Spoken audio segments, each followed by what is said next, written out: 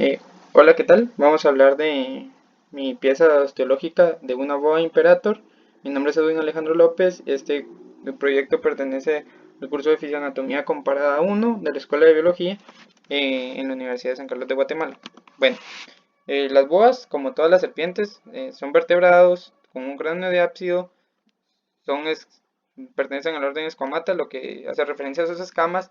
Son del suborden serpentes junto a todas las demás serpientes. Y las boas específicamente pertenecen a la familia Boide. Pero, ¿qué es una serpiente? Bueno, las serpientes, al igual que el resto de saurópsidos y mamíferos, son amniotas. Esto quiere decir que tienen membranas extraembrionarias. Se les conoce como reptiles, aunque sabemos que este nombre taxonómicamente hablando es incorrecto. Tienen un cuerpo alargado que carece de extremidades o a simple vista no se ven estas. Sin embargo, además tienen escamas, como les decía, son escamas por el orden escamata. Tienen una estructura mandibular flexible, lo que permite tragar presas mucho más grandes que ellas. La cintura pectoral está totalmente ausente. Tienen una cintura pélvica rudimentaria, donde en algunos casos, como vamos a ver más adelante, puede haber evidencia de serpientes o de antepasados de serpientes con extremidades. Son carnívoras, se alimentan de otros vertebrados, incluso se alimentan de otras serpientes y tienen variedad de hábitats. Por ejemplo, tenemos estas que son marinas y además hay distintas variedades de veneno. Eh, Tenemos desde las serpientes que son inofensivas a estas que ya son venenosas. Estas dos son viperidos con veneno hemotóxico y este es un elápido, una serpiente marina con veneno neurotóxico. Una boa imperator, al igual que el resto de boas, son tropicales y subtropicales. Tienen un cuello bien diferenciado, unas pupilas partidas verticalmente. eh, Presentan remanentes de extremidades. eh, Estas carecen de veneno. Su principal forma de matar una presa es por medio de la constricción.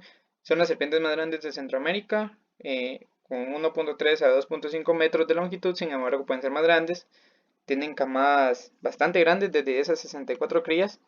¿Y cómo se obtuvo realmente el esqueleto? Bueno, esta es la forma en cómo obtuve el ejemplar. Medía aproximadamente 1.8 metros, un poco menos, y estaba en un estado de putrefacción bastante avanzado.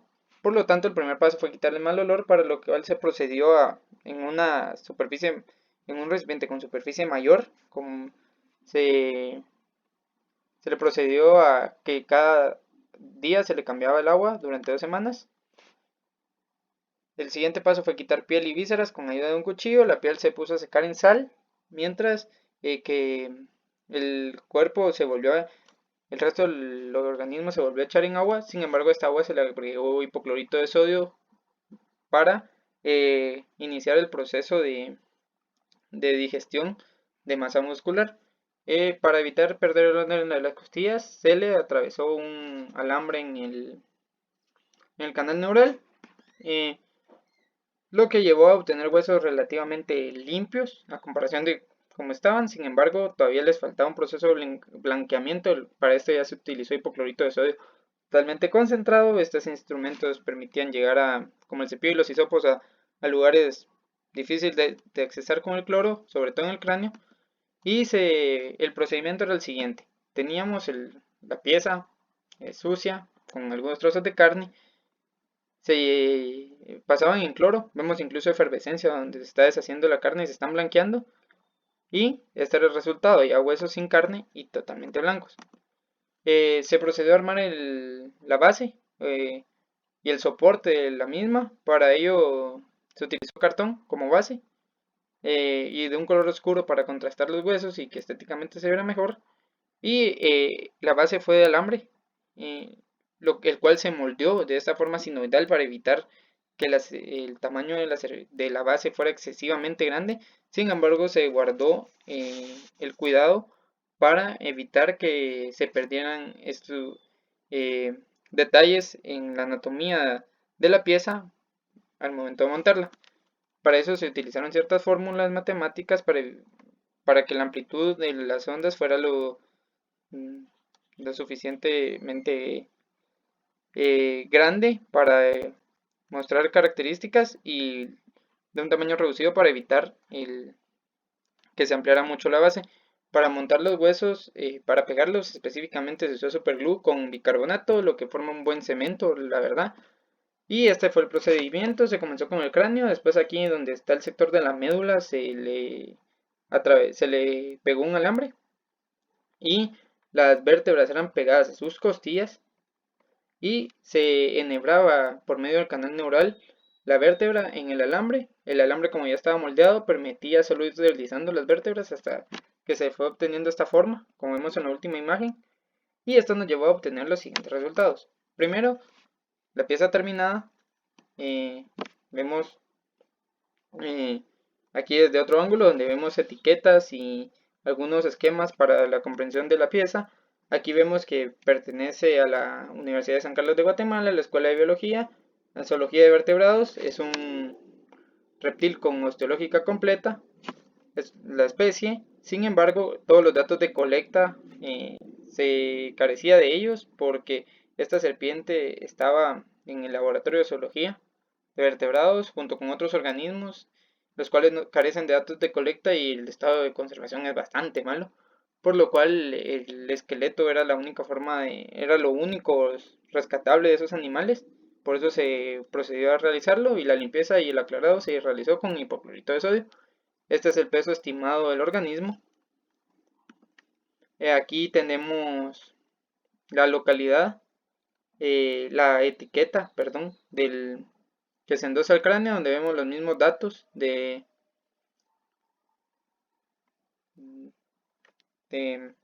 la etiqueta de la colección. Aquí tenemos el resultado de la piel ya secada o deshidratada en sal, se logró conservar. Y ahora hablando de un poco de sinapomorfías de este organismo, primero que nada vamos a hablar del cráneo. Como les decía, los serpientes tienen un cráneo diápsido, sin embargo, el cráneo es un diápsido modificado, donde vemos aquí el parietal y el occipital, el, el, po- el posorbital, perdón, no es el occipital, es el posorbital. Y esto, aquí está la cavidad ocular, a diferencia del resto de otros reptiles, donde el posorbital se fusiona con el resto del cráneo. Aquí solo vemos que se fusiona con el parietal. Vemos aquí la fórmula vertebral. Hay una diferencia de vértebras bastante notable según la región. Vemos las del cuello, tienen esta especie de quilla. Eran 57, aquí vemos la quilla. Las del tronco eran 171, carecen de la quilla. Aquí en la cloaca o la región cervical vemos 8, con estas dos prolongaciones. Aquí vemos los remanentes de extremidades. Ya más adelante hablaremos de ellos. Y aquí tenemos la cola, donde ya en lugar de tener estas dos prolongaciones, solo hay una a cada lado. Tenemos dentro de las vértebras, el esqueleto, tenemos vértebras holospóndilas, lo que se refiere a que solo tienen, están conformadas solo por una pieza. Son centros prosélicos, lo que quiere decir que la parte anterior de una vértebra es convexa y la parte posterior es cóncava. Perdón, la parte anterior es cóncava y la parte posterior es convexa. Y esto hace que se junten de tal forma que permitan un giro más cerrado sin afectar el canal neural. El canal neural es esta región que vemos aquí. Y vemos además otras dos, esto es específico de serpientes, vemos que el cigandro, que es esta cavidad, es la cigosfena, penetra en él, y las postsigófisis, que son estas, que están en la región posterior, y las presigapófisis, que están en la región anterior, se encajan perfectamente, se entrelazan, y esto permite estos giros, donde vemos que a pesar de ser un giro bastante cerrado, donde el canal neural en ningún momento se ve comprometido. Eh, Como les mencionaba, esta serpiente carece de veneno. Sin embargo, y su tipo de dentadura es aglifa, que significa que no hay un par de colmillos que sobresalgan sobre los demás, sin embargo todos están curvados hacia atrás, y esto lo que genera son mordidas bastante poderosas y dolorosas, y permite comenzar a tragar al organismo, a la presa, que la cual puede ser mucho más grande que ella. Todas las costillas son flotantes. Esto es importante para dos puntos específicos. Primero, para poder llevar a cabo la ventilación, las serpientes, al igual que el resto de reptiles, necesitan inflar la caja torácica y que las costillas halen los pulmones para que estos se inflen. Y además, como les decía, suelen tragar presas mucho más grandes que ellas. Entonces, con vértebras, con costillas flotantes, que no se... flotantes se refiere a que no están fusionadas aquí en la parte ventral, se pueden expandir de tal forma la serpiente que cabe un animal mucho más grande que ella en su interior. Vamos a hablar de un esqueleto apendicular en serpientes, lo cual suena muy extraño, sin embargo es posible, sobre todo en boas. ¿Por qué? Las boas tienen estos remanentes de extremidades, los cuales vemos aquí recién extraídos y aquí ya montados, los cuales podrían pasar como un par de costillas extras. Sin embargo, la posición en el organismo no están adheridos al hueso, sino están solo por tejido conectivo. Y aquí ya los vemos más en la pieza ya montada. Aquí en una toma panorámica de la pieza están acá. Y estos tienen funciones importantes dentro de, aparte de ser una evidencia evolutiva de que las serpientes tenían antepasados con extremidades, también suelen funcionar al momento de la copulación para estimularla. Vemos aquí que las serpientes, las mayores adaptaciones, además de los cuerpos alargados y que son bastante exitosos por la diversidad que hay de serpientes, sobre todo en los trópicos, algo bastante importante son los cráneos y la dentadura, sobre todo. Vemos aquí, este es el hueso, los dos huesos dentarios, que son este y este, no se fusionan aquí, lo que permite que la apertura bucal sea mucho más amplia que en otros organismos, lo que permite tragar presas más grandes. Y además vemos que el mandibular, que es este hueso de aquí, que aquí en la parte, en la vista ventral, lo vemos acá a los lados, no está unido directamente al cuadrado, que es este hueso de aquí, que se une al supraoccipital aquí al resto del cráneo, sino que al cuadrado y al hueso posterior al dentario, que es el articular, que es este, tenemos el hueso pterigoides, que es el que se une, que es este hueso de aquí que vemos en la región ventral, que es otra fila de dientes. O sea, en la parte superior vemos 4 filas de dientes que se une aquí al cuadrado y aquí por el medio transpalatino se une el mandibular, de tal forma que el mandibular tiene una movilidad bastante amplia para atrapar una presa más grande que él. Aquí vemos esquemas que ayudan a la comprensión de los nombres de ciertos huesos, sobre todo el cráneo, con una vista ventral y una dorsal. Aquí vemos casi todo la clave para todos los huesos, donde vemos que de 23 numerales, 19 corresponden a huesos craneales, de ahí los demás son vértebras. Es que a pesar de ser la mayoría de las vértebras y costillas, son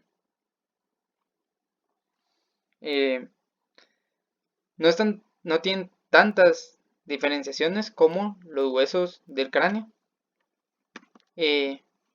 Algo que quiero recalcar son las facilidades que tuve para hacerlo. Una factibilidad fue, no tuve mayor inconveniente para obtener el espécimen, fue bastante sencillo. El tiempo con el que conté, pues comencé mucho antes de que iniciaran comencé antes de iniciar el semestre. Esto me permitió tener un tiempo de colchón para hacerlo.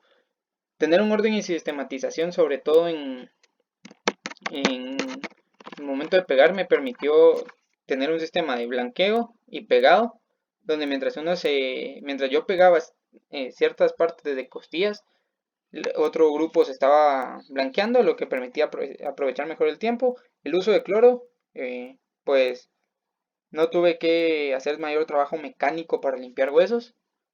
Que no había extremidades, lo que me permitía concentrarme solo en la columna, aunque en dificultades, debo admitir que el estado del animal fue bastante difícil comenzar a trabajar, sobre todo por el olor.